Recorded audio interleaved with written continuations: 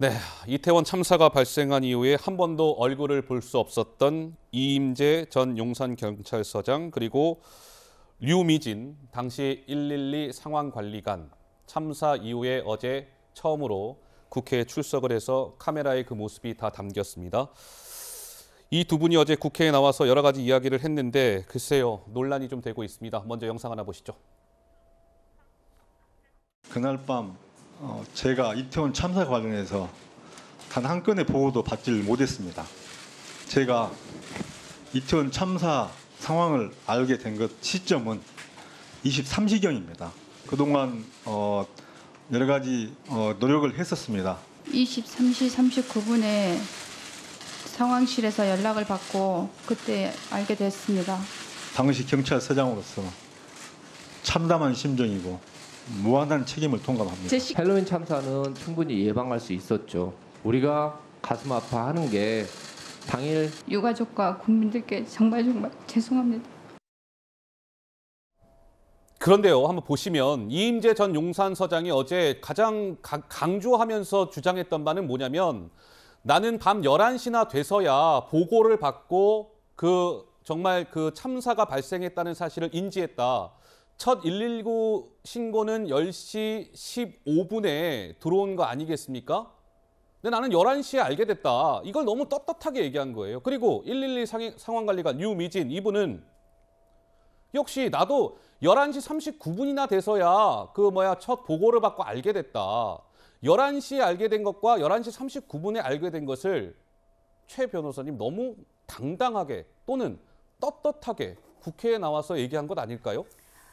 일단 뒤늦게 알았다. 그래서 예를 들면 서장 같은 경우에는 본인이 뒷짐을 지고 가는 그때에도 몰랐기 때문에 고의가 있지 않았다. 이러한 설명인 것 같아요. 류미진 그 당시에 이제 그 과장 같은 경우에도 내가 그 당시에 몰랐기 때문에 그냥 관행으로 그곳에 상황실에 있지 않았다 이렇게 주장을 하는데 저렇게 몰랐다라고 하는 것도 저는 책임이 있다라고 생각을 합니다. 왜냐하면 그 류미진 과장이라든지 아니면 이 서장 같은 경우에는 가장 높은 이제 그 당시에 책임 있는 위치에 있었는데 그렇게 보고가 되지 않았다는 것은 보고 체계 자체에 문제가 있는 것 아니겠습니까? 그럼 보고 체계에 문제가 있다면 그 당시에 이렇게 참사가 일어나기 전에도 지속적으로 보고 체계에 문제가 있었다는 건데 다행히 아무런 문제가 없었기 때문에 그동안에는 이러한 상황이 발생하지 않았던 거죠. 그러면 본인이 알고서 고의적으로 행동을 하지 않았더라도 보고 체계 가장 윗부분에 있어서 책임을 져야 되는 사람들이 책임이 없었다고 말할 수는 없다라고 저는 생각을 하기 때문에 몰랐다라고 얘기하는 것은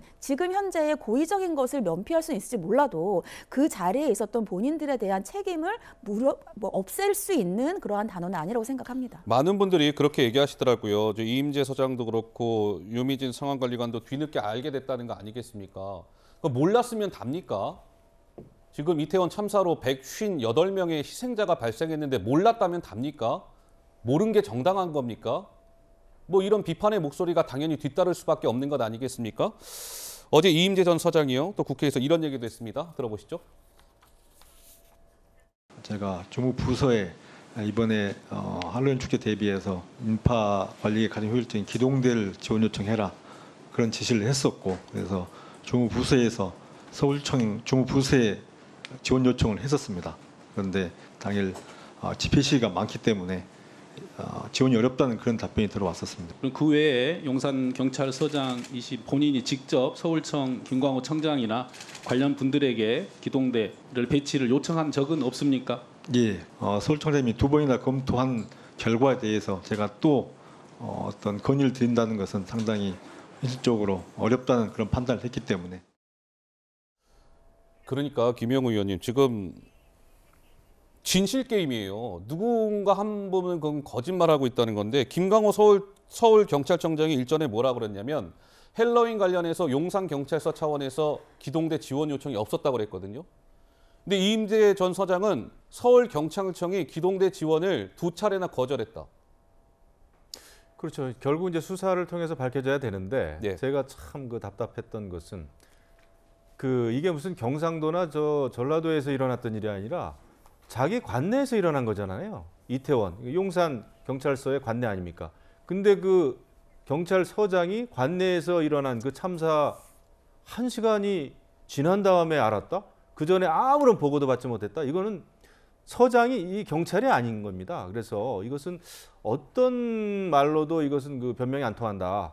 그리고 이제 지원 요청을 했는지 안 했는지는 이제 수사를 통해서 밝혀져야 되고, 그다음에 또 상황관리관도 마찬가지죠. 유미진 상황관리관도 아니 서울시에서 일어나고 있는 상황에 대해서 가장 빨리 알아야 될 당직 아닙니까? 상황관리관이 11시 39분에 알았다는 거는 이거는 뭐 근무태만도 이만저만한 근무태만이 아니에요. 이거는 정말 이거는 뭐라고 제가 정말 말씀을 못 드리겠는데 제대로 수사해서 제대로 책임져야 되겠죠. 그리고 경찰 이번에 그 여러 가지 보고 체제 이런 시스템 이런 거 정말 다 바꾸지 않으면 안 되겠구나 하는 생각이 정말 많이 듭니다. 알겠습니다. 그런데 보면 이임재 전 서장이요. 책임을 좀 떠넘기는 듯한 모습이었습니다. 아래 직원한테 또는 윗선한테. 당일 밤 9시 57분경 용산서의 112 상황실장에게 상황을 물었는데 특별한 상황이 없다고 했다. 용산서의 112 상황실장이 컨트롤타워 하기로 돼 있었다. 용산서 자기 부하 직원인 112 상황실장한테 떠넘기는 듯한 저 발언. 그리고 맨 밑에 참사 전 지원 요청했다는 거 아니에요? 서울청에. 근데 서울청이 2차례 거부했다. 그건 사실상 서울청의 김광호 서울지방경찰청장을 한테 좀 책임을 떠넘기는 듯한 발언 아니겠습니까? 윗선으로 아랫선으로 책임을 떠넘기는 이임재 전 서장이 많은 좀 비판을 받고 있는 상황이고요. 이런 와중에 혹시 그 생일 파티 관련된 저희가 목소리를 좀 들으려고 하는데요. 좀 준비가 되면 말씀을 한번 해주시죠. 이런 와중에 용산경찰서가 또 도마에 올랐습니다. 영상 하나 보시죠.